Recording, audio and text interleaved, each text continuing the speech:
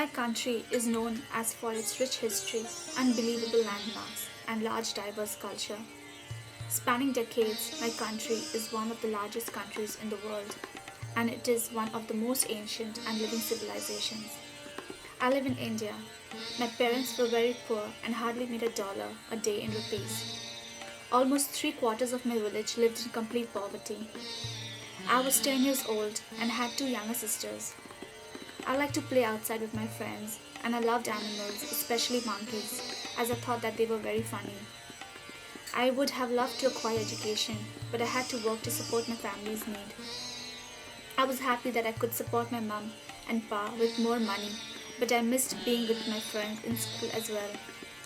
I'm a girl just like any other girl in India who wondered, what should I wear today? What should I do today? I wonder if that boy likes me or not. Who can I go outside and play with? I used to see many unfamiliar men in my village every month. They used to come up and offer me and other girls good jobs in the big city, promising us lots of money, a good husband, and a good secured life for my family.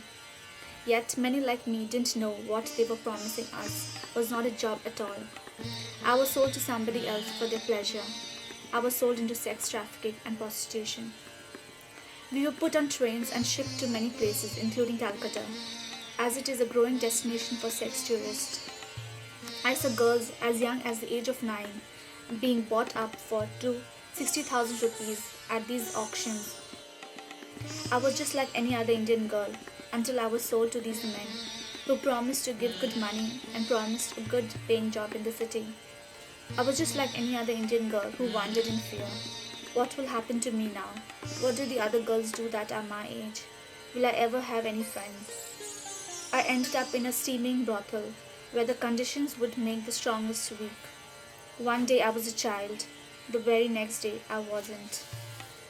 Forced to have sex with up to 6 men a night for mere $2. Forced to have unprotected sex. Sex just to earn my place in the brothel. Sex so I could have a place to sleep. Sex to have shelter. Sex to have food to eat. Sex to keep me alive.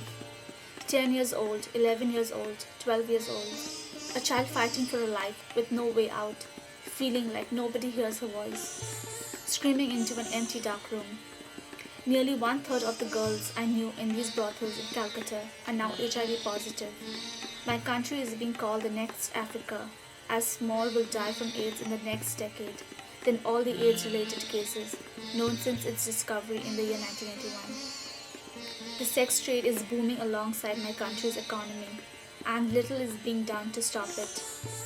I'm now 16 years old. I'm just like any other girl who still wants to have a good and honorable job, a nice husband, and a good family, but I wonder, who will ever hear our voice? Who will be in that dark room with us? Who will be our voice?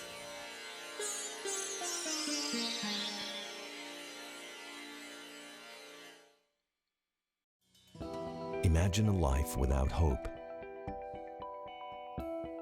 without access to education, with no medical services available, and your only means of support is prostitution. Welcome to life in Sonargachi, the largest red light district in Calcutta, India. Here, 10,000 sex workers and their children suffer in silence with no one to be their voice. Until now.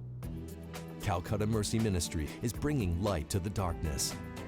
With your support, they'll establish clinics to administer medical care. Rehabilitation and healing plans will be developed, and education will be provided to give them a future. So call the number on your screen and help us imagine a new Sonargachi.